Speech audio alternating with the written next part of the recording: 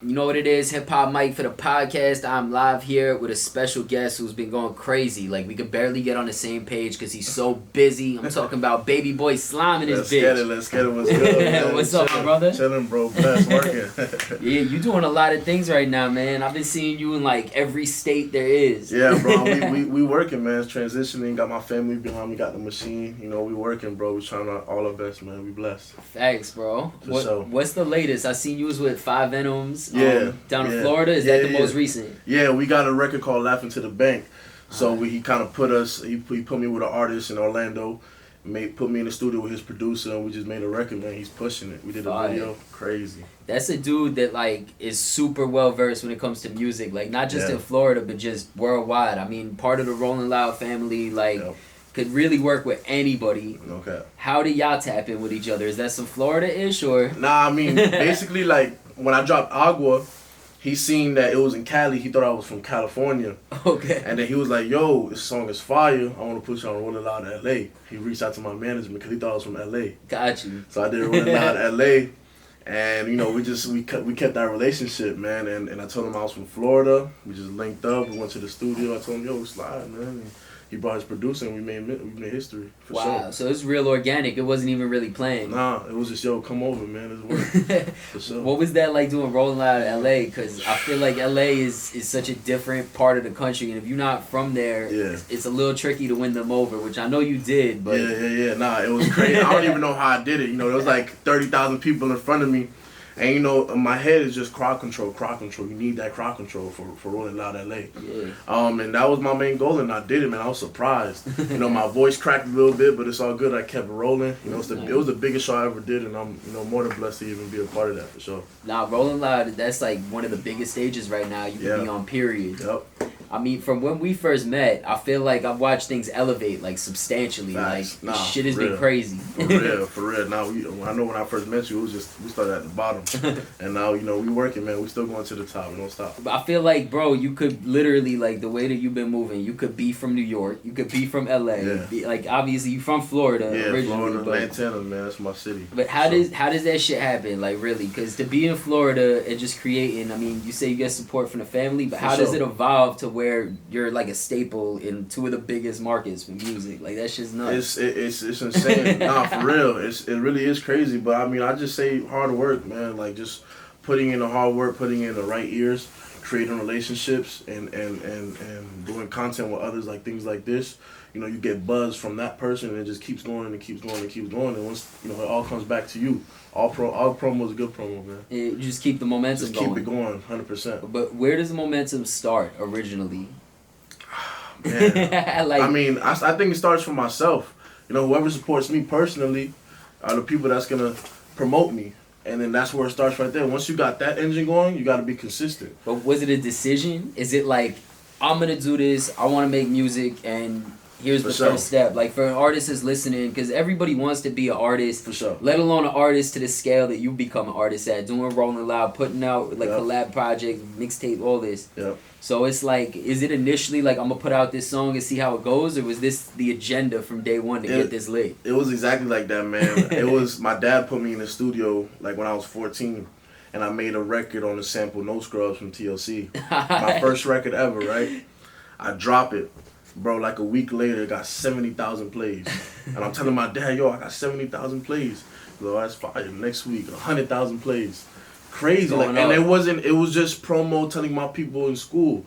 I'm middle school at this point. You know, and then I went into freshman, and it trended, and I knew from that song point on, I had to keep going, bro. Why No Scrubs? Like, of all the beats you could have... The flow. I was always a melodic person. I'm still a melodic person. The melodies, I was never on some, like, you know, gangster rapping. I just do the melodies and try to be different with my music, bro. You remember how that one went? The No Scrubs? Because I low-key need to hear that. I think, how it go, bro? It was like, damn, it was my first song ever. Yeah, how it go? I know, it's like, I don't want no scrubs. Nah, but I ain't singing like that. I ain't singing like that. Well, I can't remember. I can't remember right now. You flipped it and it went crazy. I flipped it. It went crazy, man. I was like 15 in the studio, 14 in the studio, and my first official studio. I used to record out of my room. Really? So, you know, and I was actually dropping shit from my room, and that was buzzing too. And they were no auto-tune, no mixing, no none of that. Audacity. Yeah, and I know you didn't have 100,000 kids in your middle school that was streaming. Nah, it was like it was all over crazy, the place. bro. I didn't even know how it came. I swear, I didn't even know how I got all those plays, bro. Really. Did somebody like reach out, or did something happen? Like, yeah. Like after that, obviously you took it serious. You dropping music, but like, when did the turning point come where you're like, this is a career and I can make money? For sure.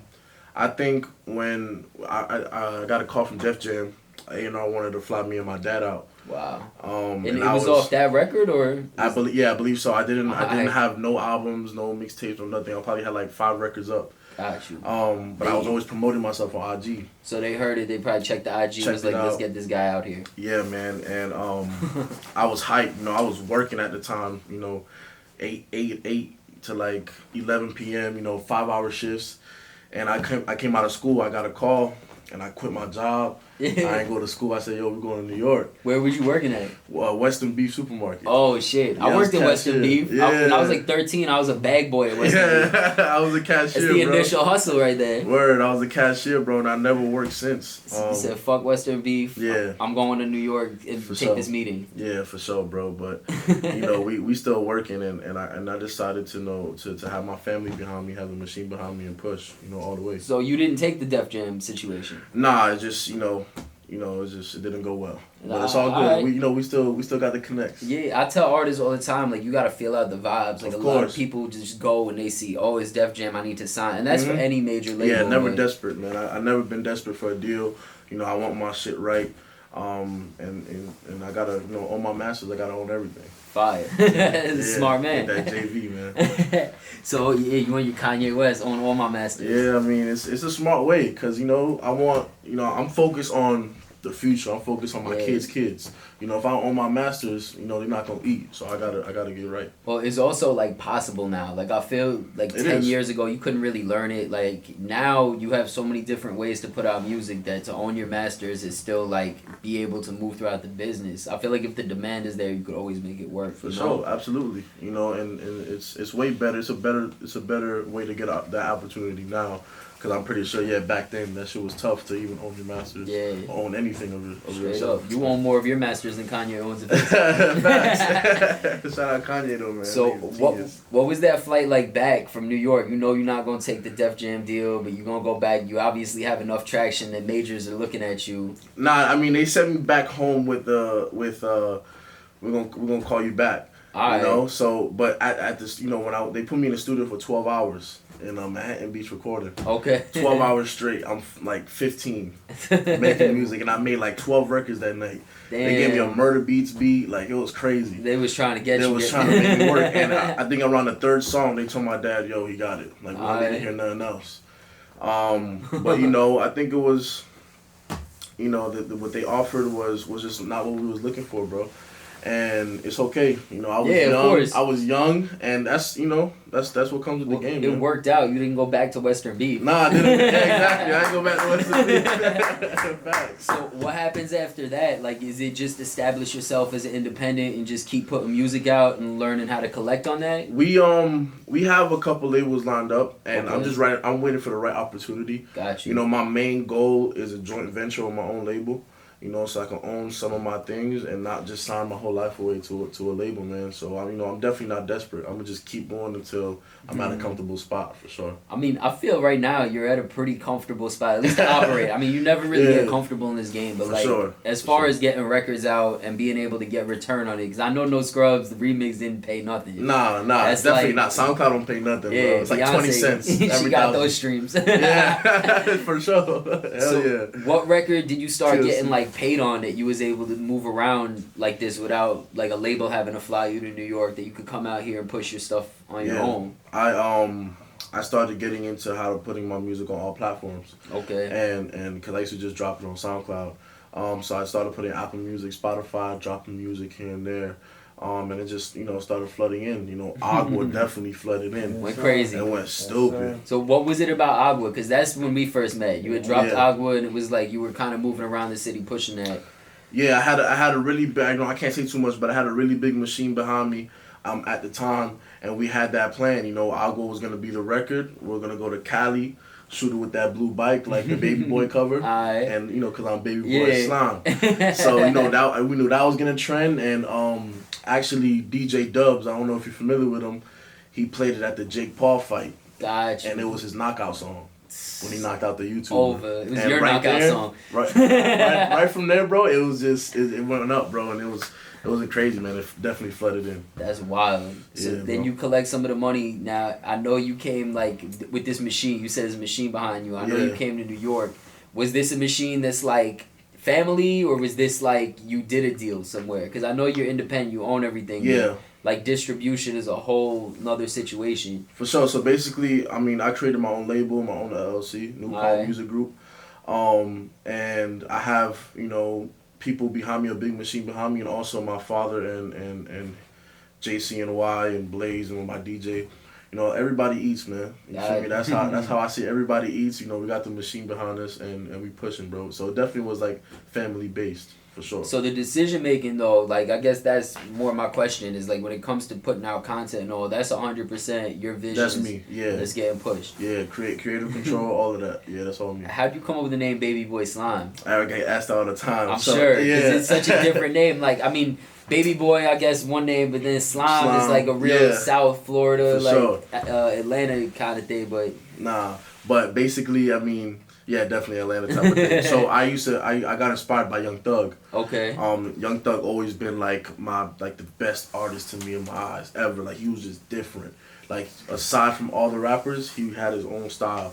And I always been a big dude growing up. You know, middle school, I used to, you know, bang on the vending machines, rap, and they used to call me a slime ball because I used to walk around and I'm a big dude. You know, I was a big slime. Nah, no bully. Actually, I used to beat up bullies, bro. Okay. Like, it was crazy. And I used to get suspended for that shit. Meanwhile, schools be trying to stop bullies and shit. Damn. Crazy. They'll suspend me for it. So I was always like a big dude, man, like slimy and shit like that. They used to call me Slimy, Big Slime, stuff like that. So it always stuck to me. And my first rap name was Amani Slime. Amani's my real name. Okay. It wasn't marketable. So when we sat down with Def Jam, we were like, oh, what could be a marketable rap name? I'm like, shit, I mean, I got no beard, I got the baby face, you feel me? Fuck it, Baby Boy Slime. Like, I'm a baby boy, Amazing. fuck it. Slime always stuck to me, bro, because it was just from the beginning. I love staying loyal to shit that I started with, you feel me? And that goes back to my team. Like, I don't switch, you know, these labels be like, oh, we're going to need a different manager, a different team. Nah, my family got to stay. So I stayed loyal to it, man. Baby Boy Slime just always been the name since, and it was marketable. Was that, like, moving forward with the original fan base, searching for you, did it change anything? Because obviously, everybody just kept up. Baby Boy Slime. Smooth everybody transition. knows about that. Yeah, thank God.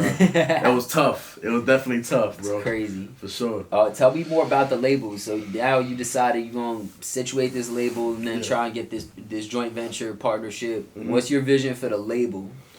My vision is to get me at a certain point where I can get other artists at a certain point. You know, have my own label, sign my own artists, but always in a smart, directive way. You know, some people just sign artists to sign them and never push them. Yeah. I gotta push them, you know, because their dream was my dream at one point. Their dream is gonna be my dream, you know, and I gotta make that happen for them the same way my team is making it happen for me.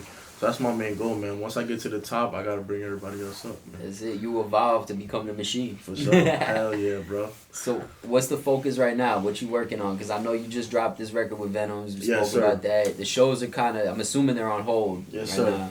Yeah, the show, I mean, I just had one 2 days ago with CJ. Okay, yeah, I seen that. Big up CJ. Yeah, for sure, for sure. Going crazy. Yeah. And, you know, the show's on pause. I got Rolling Down Miami in February if COVID, you know, stays away. And just, you know, we try to see what's going to be the next push, the next record, the next Agua. You know? Awesome. It's tough. I got like 500 songs on my iCloud.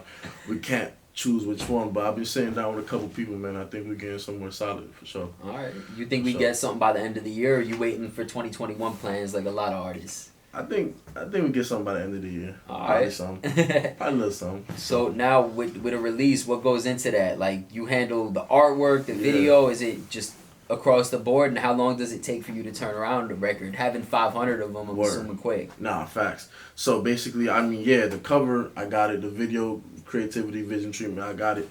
But definitely a lot of marketing, a lot of promo, a lot of Google ads. We gotta have a lot of people, you know, just posting it and posting, doing guerrilla promo and all of that extra stuff, man. There's just so much that goes into a record, and you know, polying with DJs. See, that's the number one thing in rap is DJs, man. Yeah. And that's why I respect you and I respect all the DJs. You know, for sure. Because without DJs, there's no hip hop, man. That's how I see it.